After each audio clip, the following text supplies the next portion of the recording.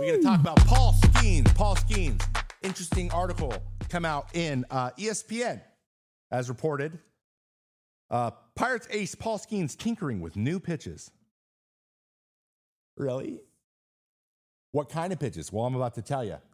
Paul Skenes has added 2 pitches to his arsenal going into 2025. He now has a cutter and a 2-seamer to go along with the infamous splinker, with his sweeping slider, with his 4-seam fastball, and his changeup that he rarely throws anymore. So he technically has 6 pitches now. And you may ask yourself, why does this man need 2 new pitches? So here's how Paul works. And I've done a lot of breakdowns on Paul Skenes, and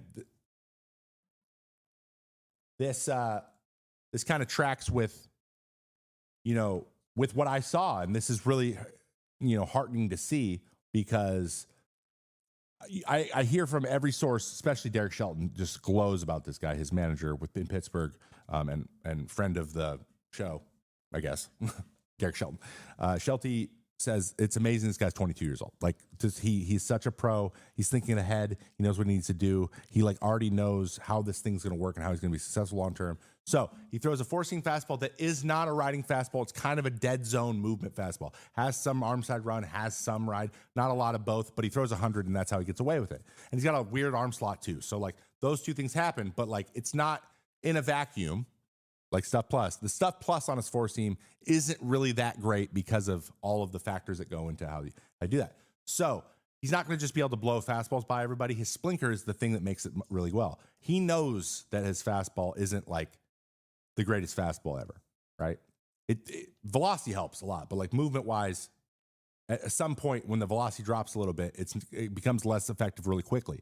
So he added 2 new fastballs.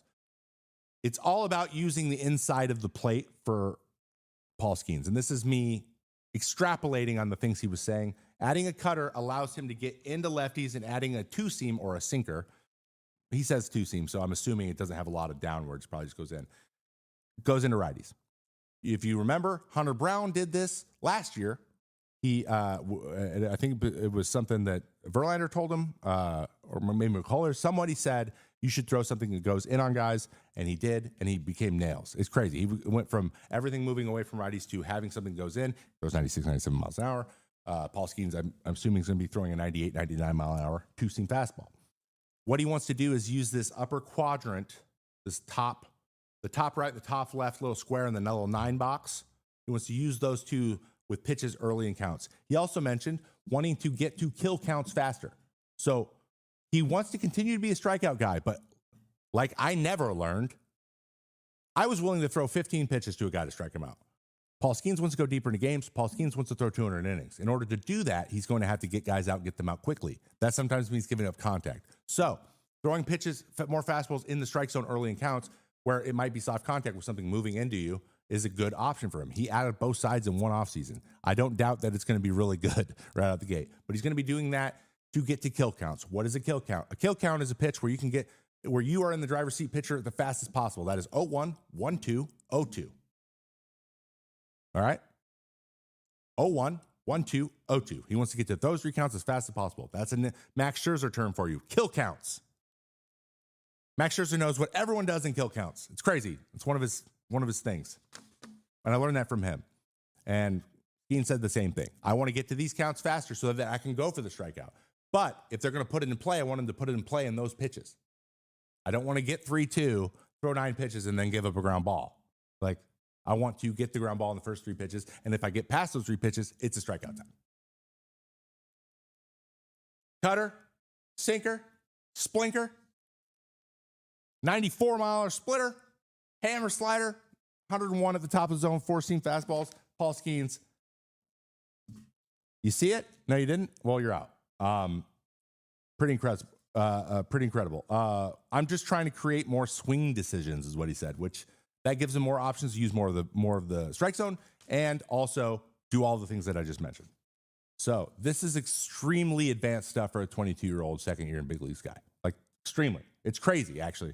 But this is an example of how advanced analytics coaching has gotten so much better at the lower levels and in amateur baseball that guys are coming into the league with this knowledge. That's nuts. It took me till I was 30, 1 year old to where I got to the point where I was like, oh yeah, like cut her in. Blah, blah, I got to get him off this and stay on the, like all this stuff. The way he sees the whole picture together is really impressive. So I anticipate Paul Skenes having a huge year. And the only thing keeping him from winning a Cy Young is going to be the number of innings he throws. That's it. That and healthy, but being healthy, which also affects the innings. So I would be very excited to watch Paul Skenes, even more so than we already were. And yeah, if you hit it, you're going straight into the ground, said Adam Frazier about his splinker. Yep, Paul Skenes, he's nasty. What the hell is WAR? This week we are doing WAR. Last week we did Stuff Plus. Guys, I had so much fun putting this together. Wins above replacement. WAR. What is it? Where did it come from? And how do we find it? Do you mine it? Can you sell it? Who knows? I'm about to tell you. So, WAR.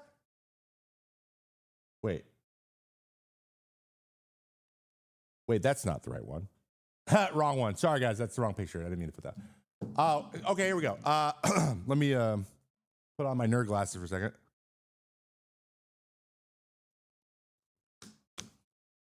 Wins above replacement. WAR is an attempt by sabermetric baseball community to summarize a player's total contributions to their team in one statistic. You should always use more than one metric at a time when evaluating players. But WAR is all-inclusive and provides a useful reference point for comparing players.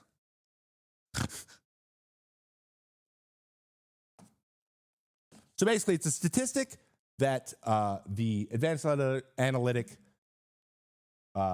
community has developed in order to try to whittle down how good a player is or how valuable a player is into one number.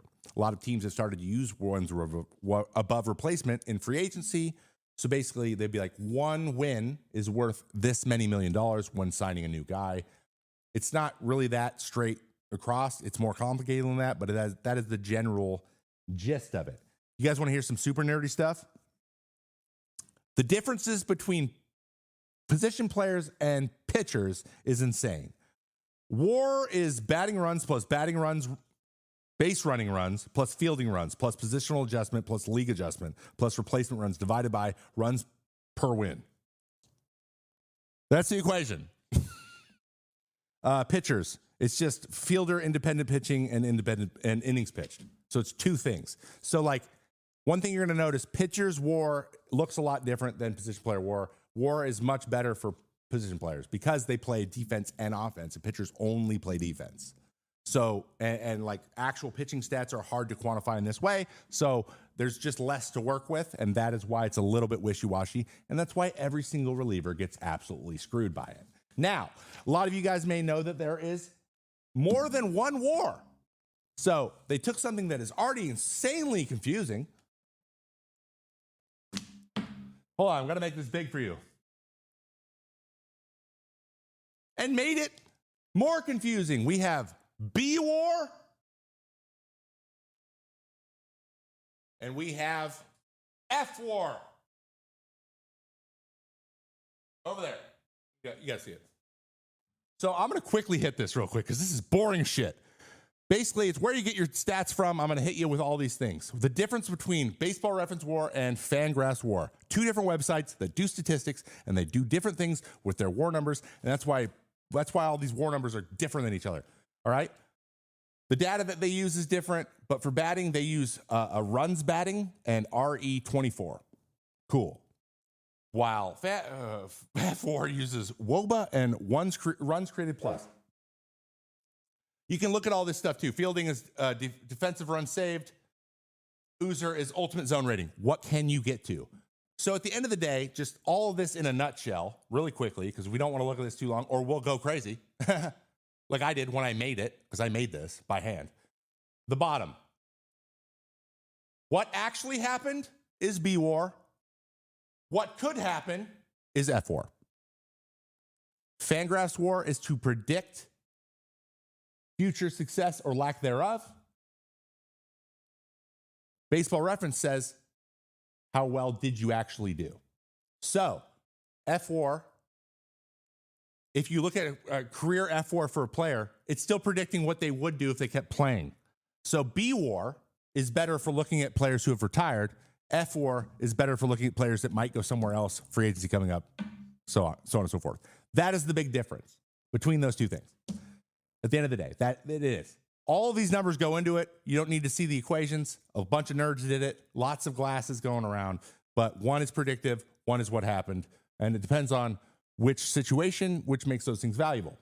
Now, I was looking for ways to explain this in a really good way, and I came up with the idea of kickball as an analogy. Let me explain this in terms of kickball, because everyone knows kickball, right? Raise your hand. Type 1 in the chat rooms if you played kickball at some point in your life. Fielder independent pitching is the three that comes right. Not kind of. It's innings pitched, hits, and yeah, it is. It is the three true outcomes. So everyone knows. Yeah. So everyone knows. Look at this. Look at that go crazy. Look at the Twitch up there. Everyone knows kickball. So here's the kickball metaphor in a nutshell. All right. We're playing kickball, and there's two captains that care about different things. Right. We have captain number 1. This is Barry, baseball reference. This is Barry B ref, all right? He's captain number 1. He's making the first team, and Barry judges kickball players in a distinct way. This is Frankie Fangraphs, all right? Frankie Fangraphs is the other captain, and he values kickball players differently. So Barry only looks at the final score and asks, did your team win? How many runs did your team score while you were kicking and fielding? Did your team win, and how much did it happen when you were there? That is what Barry cares about. That's B-War. Frankie, on the other hand, how well did you play? How many times did you get on base? How many outs did you make? It's all about how you did, not your team, okay? So here's some examples. If your team wins by 10 runs, Barry gives you a high score, even if you just stood in the outfield. Barry's a big fan of you just hanging out. If your team loses, Barry knocks your score down, even if you kicked 3 home runs, but your teammates blew it for you. Barry cares about your results, not about potential results. Frankie, though, if you kick 3 home runs, but you lost because your team played terribly, Frankie knocks down your score. If you struck out every time your teammates carried you to victory, Frankie still gives you a bad score. Frankie only cares about you. Frankie's selfish. So, Barry B-War, did your team win? Nice. Frankie F-War, though, yeah, but did you play good? Psst, I don't care. Do you get it? Barry's out here trying to enjoy the moment. Frankie's out here trying to find his next big star. But I think there's a valuable story to be told for both those things. But that is what the difference between B-War and F-War is. And that, my friends, is what WAR is. When you see a WAR number, just know we're talking about fielding, we're talking about hitting, we're talking about pitching, and we're talking about base running. Position players do 3 of those 4 things. Pitchers only do 2 of those 4 things. So defense is going to inordinately hurt pitchers more than it hurts position players. So you're probably wondering, okay, Trevor, so who in history has the biggest discrepancy between their B-War and their F-War? That man's name is Ryan Domit. Ryan Domit was worth 8.8 B-War and negative 8.6 F-War. That is a swing of over 17 WAR. The negative is not a typo. This is caused by a huge discrepancy in how defense is valued. His defensive skill is terrible, according to Fangraphs. So he's so defensively bad. He's a backup. By the way, Ryan Domit was like a backup catcher, like first baseman, DH kind of guy, right? Good hitter, horrible position player, really, really bad defensively. So because of his limited defensive ability, the things that actually happened were okay, but the trends were really scary, which killed his F-War. But his B-War was bolstered by the fact that most of the things he did was hitting. And that is how you get a crazy change. You have to have a guy who very rarely plays defense, and when he does, it's not great, to get something like this. And those guys don't really exist anymore. And Ryan Doman's retired. So it's also projecting now. It changes a little bit based on him being retired or not. But 17 swinging WAR is the greatest of all time. And Ryan Doman is one of my favorite Minnesota Twins of all time. Ryan Adona? It's Ryan Doman. You goofball.